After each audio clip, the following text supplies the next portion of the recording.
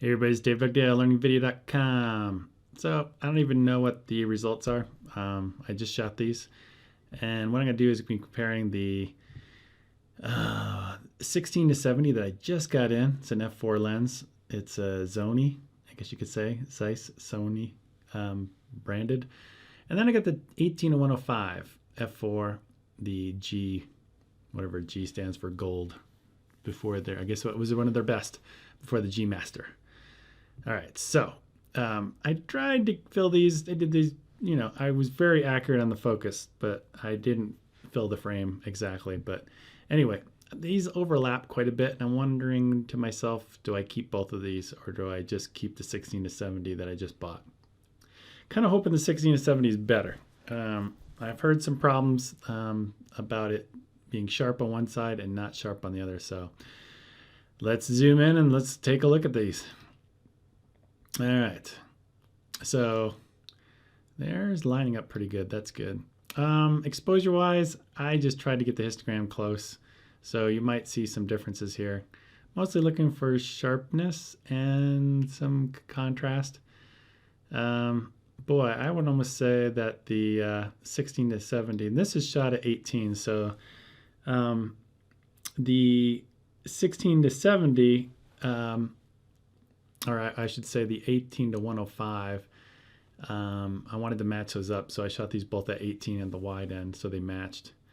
I'm going to give it a win right now in the center of the frame to the 18mm. Let's move over to the side, left side. And I really have to do both sides here. I'm going to have to give the win again to the 16-70 on the left-hand side. Yeah, that one's not looking good. Now, one of the reviews I was reading said that, yeah, and you can kind of see this going on. The right side of the frame and left side looks good.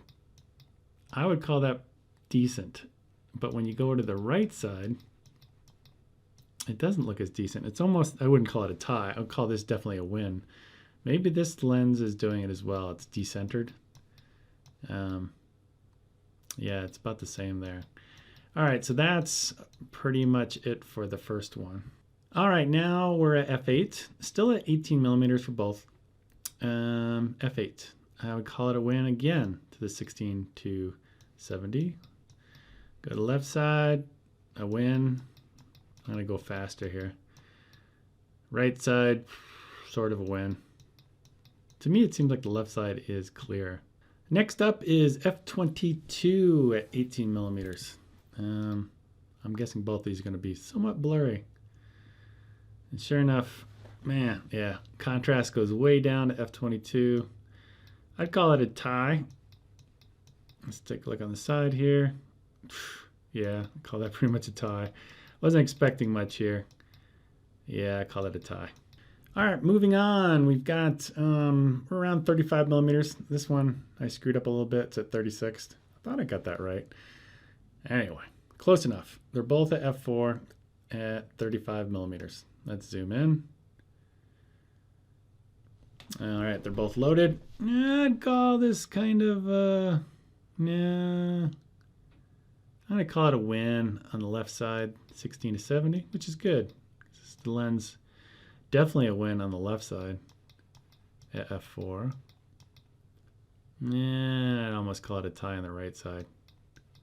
Maybe that's what they're talking about, that this lens being so much decentered. All right, now we're at f8, still at 35mm. They both loaded. I'm gonna go with, yeah, I'd say the left-hand side, 16-70. Looking good, definitely a win there. And yeah, kind of cruddy on this side. All right, next up is f22 at 35. Not expecting much here. Yeah, I'd give it a win on the left. Slight win.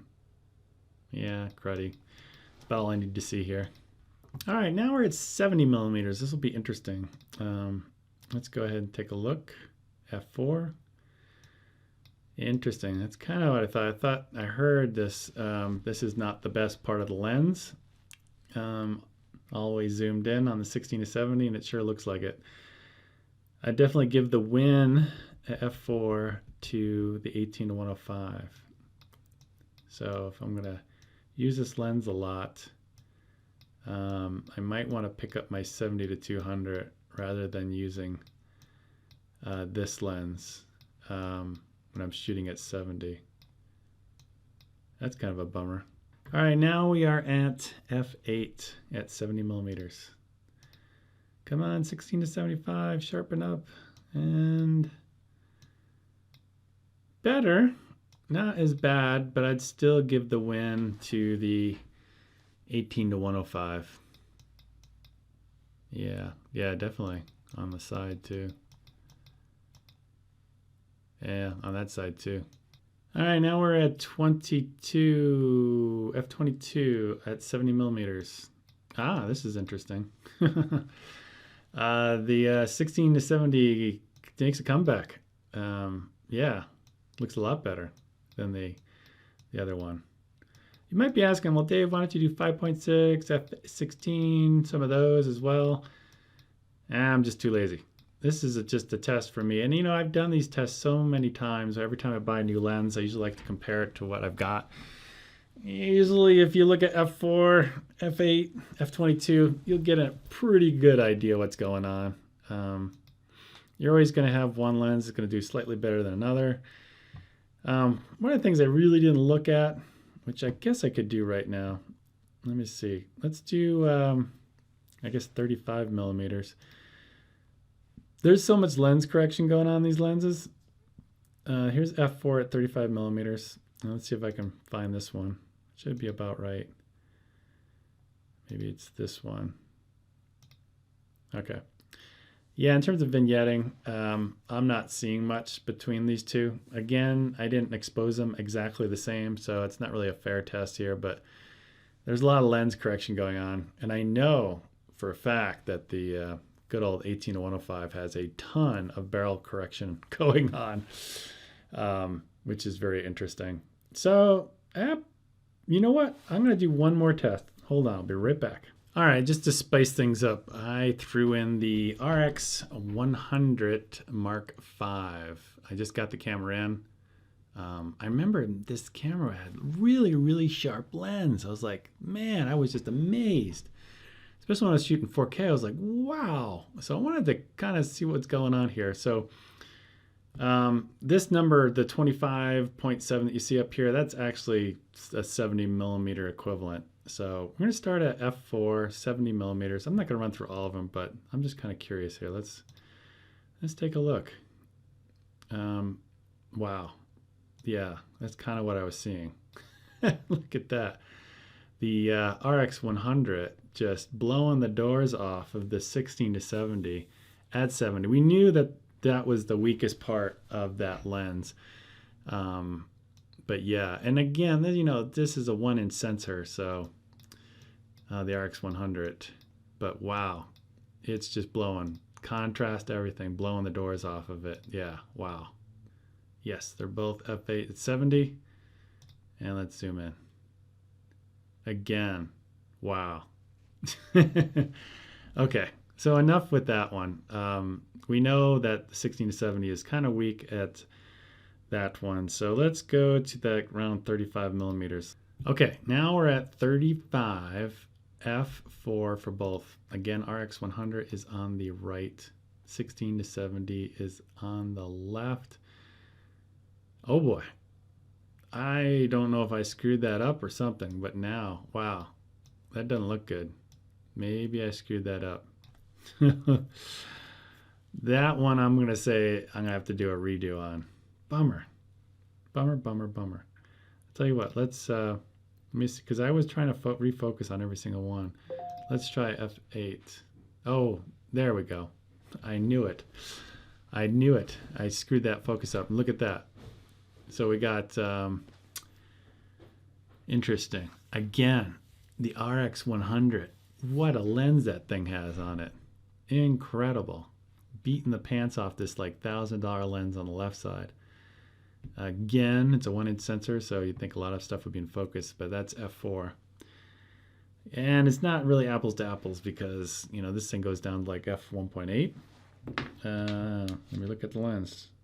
This is not making good radio, but yeah, it goes down to f1.8, where this is the wide open is f4. So it's not really apples to apples. So let's go to f8, make it more apples to apples. Let's see if I can figure this out. All right, that's f8 on that side. And put this to f8. Yeah, okay. This will be a really interesting test, and I'll stop it probably after this one. It's more of a tie. I would get more of a tie, although I think the RX100 is probably winning slightly. And we'll go over here. Yeah, so really interesting. So the big takeaway here is if I use the 16 to 70, use it mostly wide. If I go to 70, then reach my 70-200. And if I need really good detail, yeah, and I don't mind shooting at f8 or even f4, gosh, reach for the RX100 Mark V. Really interesting. All right, that's pretty much it. I'll talk to you guys later.